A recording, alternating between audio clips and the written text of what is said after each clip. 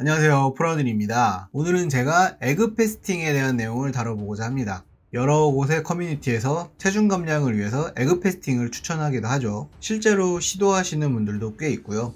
저는 개인적으로 에그 패스팅을 반대하는 입장인데 그에 대해서 간단하게 말을 해보고자 합니다.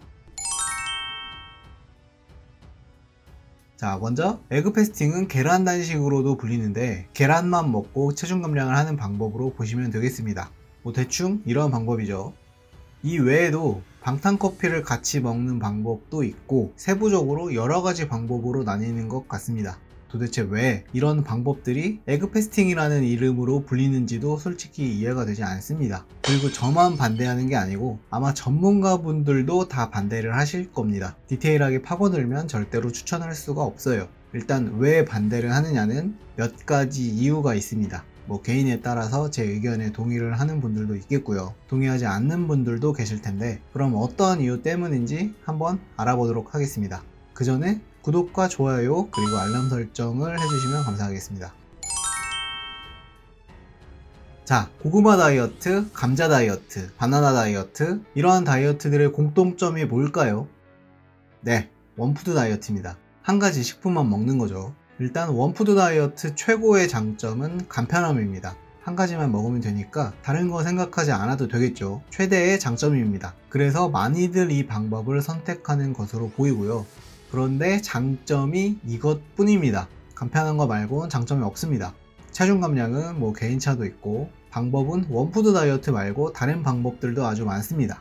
그리고 원푸드 다이어트의 부작용 또한 존재합니다. 반드시 부작용이 오는 것은 아닌데요. 영양 불균형, 대사 저하와 요요가 대표적인데 이런 것들이 원푸드 다이어트의 크나큰 부작용으로 꼽을 수 있겠습니다. 그리고 에그 패스팅 역시 원푸드 다이어트죠. 다만 차이점이 있다면 다른 원푸드 다이어트가 식물성 식품이라면 에그 패스팅은 동물성 식품이라는 정도가 되겠습니다. 그리고 에그 패스팅은 조금 성격이 다르긴 하죠. 보통은 계란 한 개당 치즈나 버터, 오일류 같은 지방을 일정량 추가해줍니다. 외국에서 어떻게 하는지 모르겠는데 한국에선 그렇게 하고 있더라고요. 원푸드 아닌 원푸드 다이어트죠. 이름을 잘못 지은 게 아닌가라는 생각도 듭니다.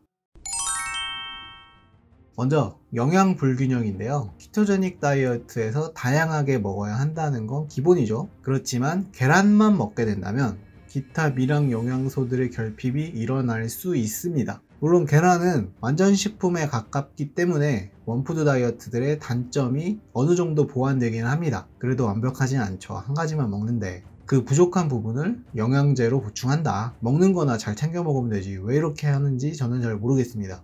이러한 부작용의 리스크는 키토제닉 다이어트에서 결코 지향하는 방향이 아닙니다. 단기간만 권하는 데는 다 이유가 있습니다. 그리고 대사 저하가 올 수도 있습니다. 여기서 계란의 영양 성분을 잠깐 볼까요? 편의점에서 흔히 먹을 수 있는 감동란으로 한번 보겠습니다. 두 개에 125칼로리 정도 되는데 탄단지 함량이 이렇게 나타나고요. 비율로 보면 이렇습니다. 단백질의 비율이 조금 높죠. 계란만 먹는다면 대충 이런 비율이라고 보시면 되겠습니다. 그래서 부족한 지방은 추가로 보충한다. 이런 방법으로 보입니다. 자, 그런데 계란 한 개당 지방을 보충해줘 봐야 얼마나 될까요? 계란 한 개에 지방 10g을 먹는다고 치면 계란을 하나 먹을 때마다 150칼로리 정도를 섭취합니다. 남성분들이 대사량을 유지하려면 계란을 하루에 15개 이상은 먹어야 되고요. 여성분들도 10개는 드셔야 할 텐데 이게 과연 잘 될지는 모르겠습니다. 여러 가지 말들을 들어보면 그 이상 먹는 건 굉장히 힘들다고 합니다. 결국에 저칼로리로 가게 됩니다. 이건 장기간 할수록 그렇게 될 확률이 높아지는데 원푸드 다이어트를 하게 되면 먹는 양이 줄어듭니다. 이유는 다들 아시죠? 우선 입에 물리기 때문에 며칠만 하다 보면 많이 못 먹게 되어 있습니다. 그리고 에그 패스팅을 3일 해서 2kg을 감량했다 이런 건 수분일 확률이 굉장히 높습니다. 왜냐? 조금 전에 보셨듯이 계란은 탄수화물이 거의 없죠. 무탄수화물 식단이라고 보면 되겠습니다. 때문에 탄수화물이 잡아두고 있던 수분의 무게가 함께 증발됩니다. 그래서 일시적으로 체중이 줄어드는 효과가 나타나는 거고요. 그냥 대부분은 수분입니다. 수분. 그리고 대부분 원래의 식단으로 돌아가면 머지않아 다시 원상복구 됩니다. 유지만 하면 다행이죠. 개인적으로는 이게 가장 큰 이슈라고 생각합니다. 한국인의 계란 알러지 확률은 대략 80% 정도인데 알러지를 유발하는 음식 중에서 1등이죠. 이 정도면 대한민국 국민의 5명 중 4명은 계란 알러지라고 봐도 무방합니다. 전 국민이 계란을 참 많이 먹는데 매우 슬픈 현실이죠. 에그 패스팅을 시도하는 분들의 80%는 계란 알러지라는 말입니다. 자, 또 있는데 에그 패스팅 때 치즈를 함께 먹을 때죠. 한국인은 유제품 알러지 확률도 엄청나게 높습니다. 계란과 유제품에 취약한 민족인데 계란과 유제품만 먹는다고요? 뭐 하자는 건지 잘 모르겠네요. 알러지 음식은 몸에서 잘 받지 않는 음식을 뜻하는데 이러한 것들은 장내 환경에 악영향을 끼치게 되죠. 특히나 장누수 증후군의 증상이 있는 분들은 더더욱 하면 안 됩니다. 증상이 악화될 수 있습니다. 심한 경우엔 트러블이 생긴다던가 외관으로도 확인이 되는 부작용이 나타나기도 하고요.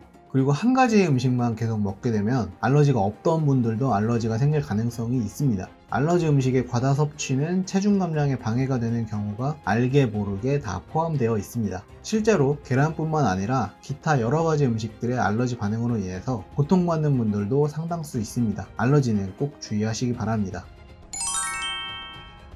이건 계란이 아닌 닭의 문제죠. 대부분의 닭은 양계장에서 사육됩니다. GMO 사료를 먹고 매우 좁은 공간에서 스트레스를 받아가며 자라죠. 항생제도 주입하고요. 이러한 닭이 낳은 계란은 환경 호르몬에 노출되고 오메가6의 성분이 비정상적으로 많습니다. 결코 건강한 계란이라고는 할 수 없죠.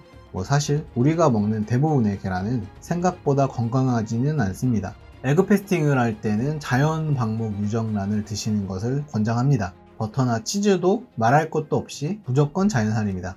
반복해서 말하지 않아도 키토제닉을 하면서 에그 패스팅까지 생각한다면 이미 이 정도는 알고 계실 거라고 생각합니다. 그래도 혹시나 모르고 계시는 분들도 있을까봐 간단하게만 언급해봤습니다.